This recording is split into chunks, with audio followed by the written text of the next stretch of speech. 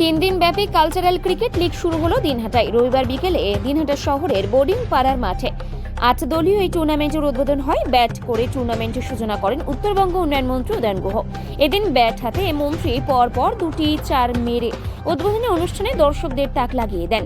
এদিন ৮ দলীয় ওই দিবারাত্র টুর্নামেন্টের উদ্বোধনী অনুষ্ঠানে উপস্থিত ছিলেন ক্রিকেট প্রেমী বিষ্ণু কুমার সরকার, পৌরসভার কাউন্সিলর শিখা নন্দী, প্রাক্তন ক্রিকেটার জয়ন্ত চ্যাটার্জি, আয়োজক সংস্থার কর্ণধার শিবম চক্রবর্তী, সমাজকর্মী সুদেব কর্মকার, সুশান্ত চক্রবর্তী, মৌমিতা চক্রবর্তী সহ অনেকেই।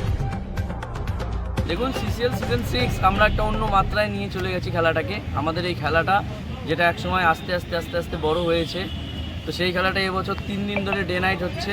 এবং একটু আগে আমাদের উত্তরবঙ্গ উন্নয়ন দপ্তরের ভারপ্রাপ্ত মন্ত্রী, আমাদের অভিভাবক মাননীয় শ্রী উদয়ন গুহ মহাশয় এসে শুভ উদ্বোধন করলেন।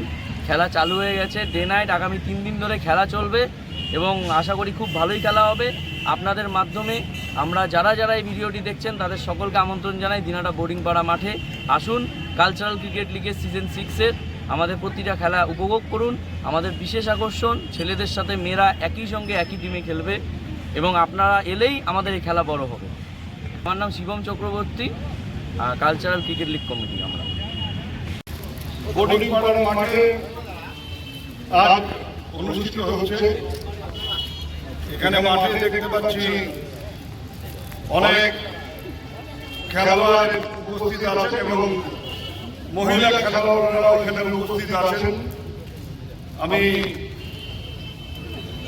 প্রত্যেকটি কর্মকর্তা যারা এই খেলার আয়োজন করেছেন, খেলোয়াড়রা যারা আমাদের থাকবেন বিভিন্ন খেলার ম্যাচে এবং দর্শক সবাইকে শুভেচ্ছা ও নমস্কার জানাই। এটা একটা ভালো উদ্যোগ। রাত দিনের এই ক্রিকেট ম্যাচ টুর্নামেন্ট মাঠে খেলোয়াড় এবং দর্শকদের সমাগম আরো বেশি মাঠ উপযোগী করবে যুব সমাজকে। এবং যেটা আমাদের এই প্রান্তিক শহরগুলোতে ঘাটতি দেখা গেছে যে আমরা এখন অনেক বেশি মোবাইলে আসক্ত হয়ে পড়ছি খেলার চাইতে। এই খেলাধুলো যত বাড়বে তত সুস্থ সমাজ গড়ে তোলার ক্ষেত্রে যুব সমাজকে আমরা সামনে পাবো।